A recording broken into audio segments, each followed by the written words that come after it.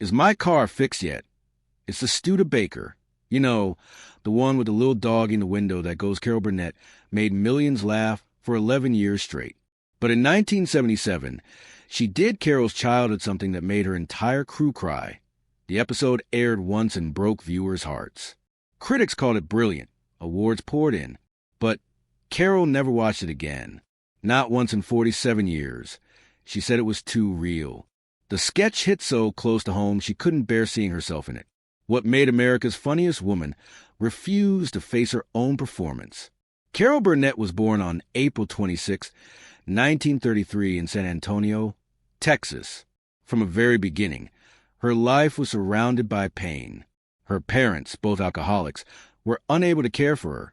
Her father worked at a movie theater, but he couldn't hold a job for long. Her mother drank just as much and wasn't emotionally present. Both would later die from alcohol-related illness. That'd be why the time Carol was just a toddler. She had already learned what it felt like to be unwanted.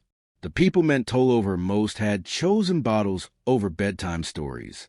It was a lonely, unpredictable world. And Carol learned early on that laughter could protect her from breaking.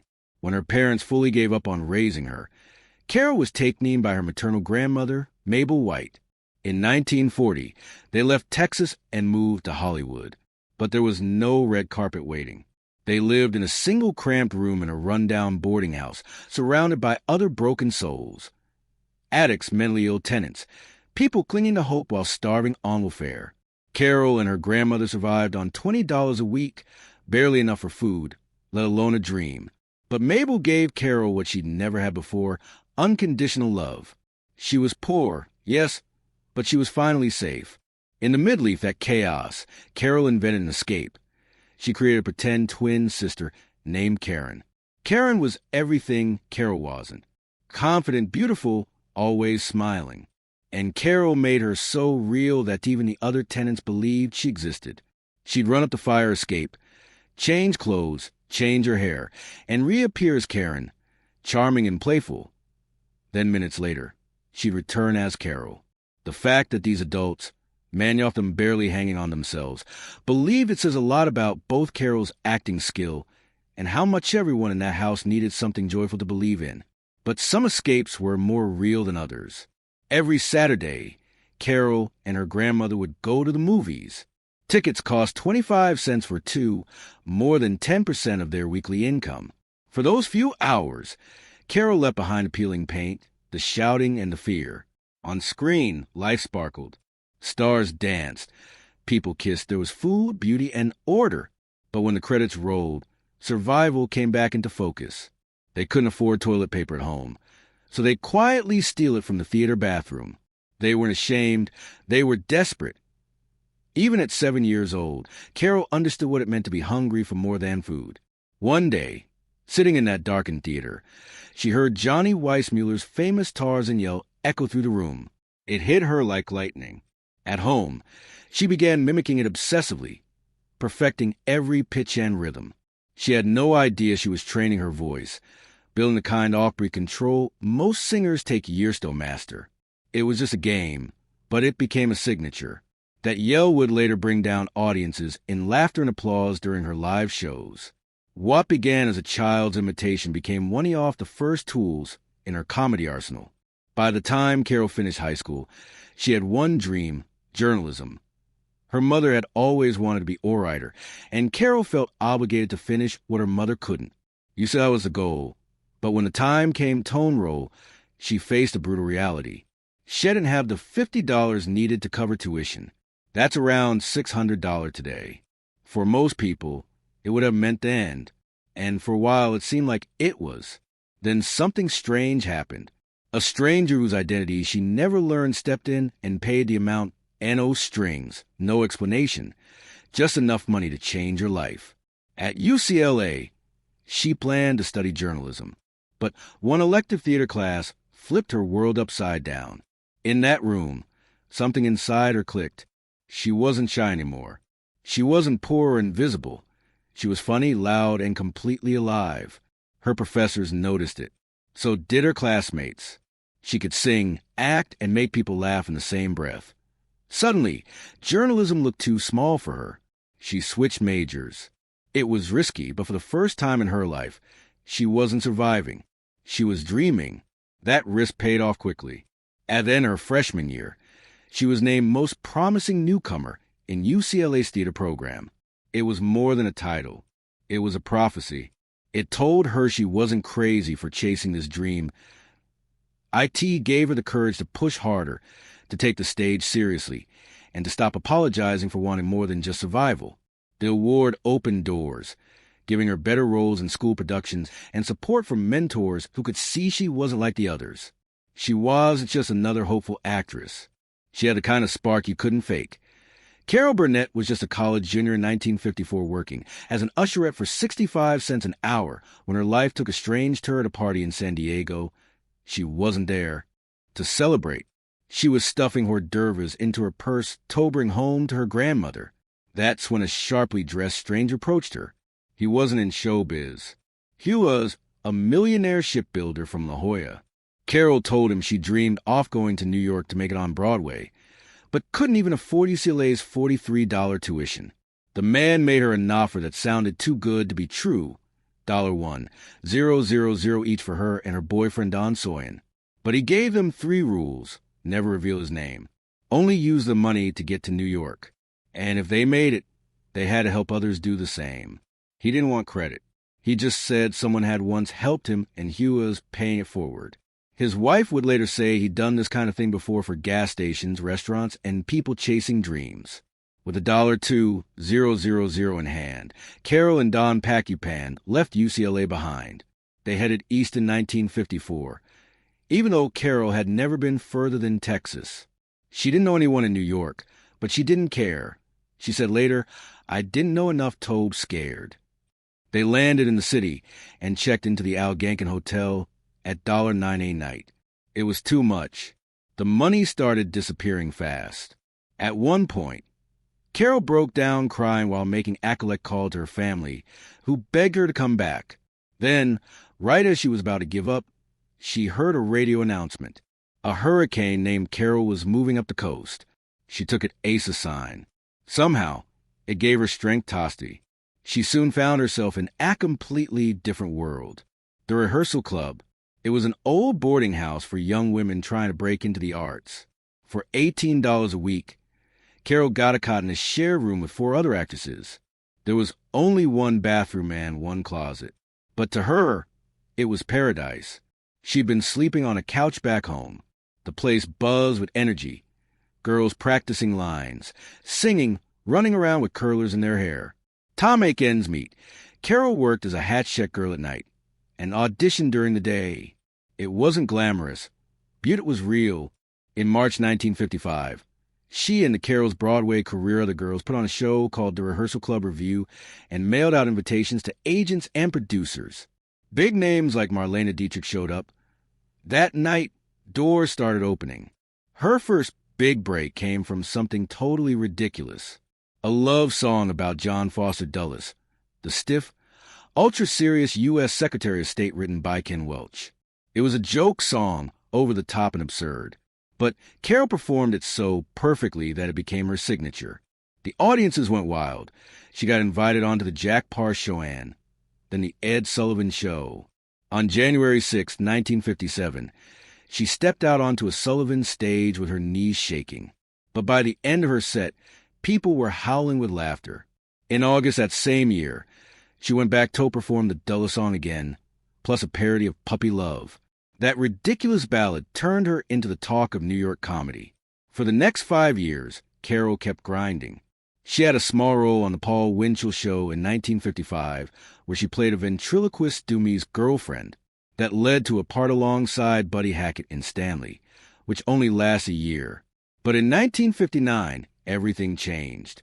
Carol landed the lead in Once Upon a Mattress, a new off-Broadway musical that got picked up for Broadway. She played Princess Wyford, a loud, clumsy girl from the marsh who was completely unlike any fairy tale princess. The show exploded in popularity. She earned her first Tony nomination, and on June 22nd, 1959, exactly 5 years after she got that mysterious loan, Carol and Don paid back the full $2,000. The millionaire never responded. He stayed anonymous to the very end. By then, Carol was earning $500 a week, which sure felt like hitting the jackpot. Once Upon a Mattress wasn't even supposed to be a hit. It started as a small summer camp project. Critics didn't love it when it debuted on Broadway in May 1959, but audiences did. The show ran for 470 performances, moving from theater to heater. Carol's performance made the difference. When she left the cast in June 1960, the show collapsed within a week. Her replacement only lasted 8 performances before it closed completely. Carol had become replaceable. Then came The Gary Moore Show. From 1959 to 1962, Carol went from rising star to full-on television powerhouse. She won her first Emmy in 1962. Her cleaning lady character became iconic, but the real impact of that show was in what it taught her. Gary Moore's Summer Hearts Q&A warm-ups inspired the live audience interactions that would later define the Carol Burnett Show. The show also helped launch other major stars, including Don Knotts and Jonathan Winters. It ran from 1950 to 1967 and became one of the most influential variety shows ever. For Carol, it was a masterclass in timing, character, and risk. In 1962, something magical happened again, this time at Carnegie Hall. CBS was hesitant to let her do a special with Julie Andrews. They said Julie wasn't famous enough, and Carol was already on TV every week. But one night after a promo event, the 2 executives in charge, Michael Dan and Oscar Katz, saw Carol struggling to get a taxi. She joked that a truck driver would probably give her a ride home instead. Moments later, a truck actually pulled up and offered her a lift. The execs took it as fate. The show got approved. That special, Julie and Carol at Carnegie Hall, won 3 major awards, including an Emmy and a Rose d'Or. Columbia Records even released a soundtrack that hit number 85 on the charts. But nothing compared to what came next. On September 11, 1967, the Carol Burnett Show premiered, and with it, television changed forever. Carol broke through a wall no one thought a woman could break, that ChatGPT said.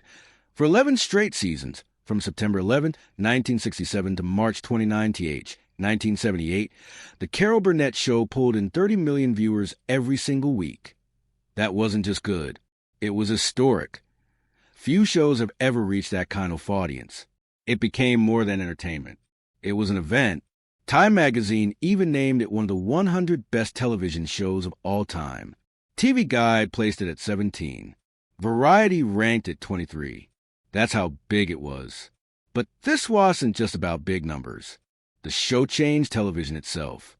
It was one of the first variety shows to feature live comedy skits in front of a studio audience. That style went on to inspire Saturday Night Live. And Carol Burnett, she broke serious ground. She was just another star. She was one of the first women to lead her own variety show. At a time when most of television was run by men, she changed the rules and opened the door for countless women in comedy. No matter the day or time slot, the show held strong. Whether it aired Monday nights at 10 o'clock or Saturday nights later on, people kept watching. That kind of consistency is rare. And it wasn't just the fans who noticed. During its 11-year run, the Carol Burnett Show won a jaw-dropping 25 Primetime Emmy Awards. That's right, 25. The awards weren't all in one area, either. The show won for writing, musical material, choreography, and of course, Best Variety Series. Harvey Korman picked up 4 Emmys of his own in 1969, 1971, 1972, and 1974 for Outstanding Supporting Performance. Tim Conway also won 4, 3 for acting and 1 for writing. Even the show's final season in 1978 went out with a bang, sweeping multiple categories, including Best Variety Series. And it didn't stop there. Carol Burnett herself took home 2 Golden Globes for Best Actress in a comedy or musical in both 1977 and 1978 at Harvey, and Tim the Show also won the People's Choice Award for Favorite Variety Program 3 years in a row, 1975, 1977, and 1978. That kind of sweep across so many different awards solidified its place as TV royalty. Most variety shows since then haven't even come close. But behind the scenes, not everything was laughter and applause. During the show's seventh season, Harvey Korman nearly walked away for good. That week, guest stars included Tim Conway and singer Petula Clark, two of the kindest people in showbiz. But Korman wasn't in the mood. During rehearsals, he was rude and irritable. Carol Burnett usually let things slide, but not this time. She pulled him aside after the Friday night taping and asked what was going on. Korman gave a brutal answer. "I'm just not happy here," he said. Then slammed the dressing room door in her face. That was it. Burnett called his agent and fired him. But over the weekend, Korman changed his mind. He begged for another chance. Burnett agreed, but with one condition. She told him, "Monday morning, I want to see you skipping and whistling down the hallway at CBS." And that's exactly what he did. When he stepped off the elevator Monday morning, he was skipping and whistling. Burnett burst out laughing and had a plaque made for his door. Mr. Happy-Go-Lucky. Korman stayed with the show through season 10. Then came Tim Conway. Conway was a wild card. He had a rule, never go all out in rehearsals. He saved his best bits for the live tapings, even if it threw everyone else off. Some off it comes on the spur of the moment. He had said, and some I keep in the back off my mind. That strategy meant every performance was fresh and totally unpredictable. Harvey Korman said it best. He never does anything the same way twice. The most famous moment of Conway's chaos came during the elephant story in a sketch from the Family series. He told a long, ridiculous tale about a circus elephant. As he rambled on, Carol Burnett, Vicki Lawrence, and Dick Van Dijkheer tried everything to stay in character, but the story kept getting funnier and weirder. By the end, even Vicki Lawrence lost it. She hit back with a line so unexpected it cracked you up everyone on set. "Are you sure that little is through?" Even Conway broke into hysterical laughter. Moments like that became the soul of the show. Raw, real, and completely unscripted. But not every scene was funny. In 1977,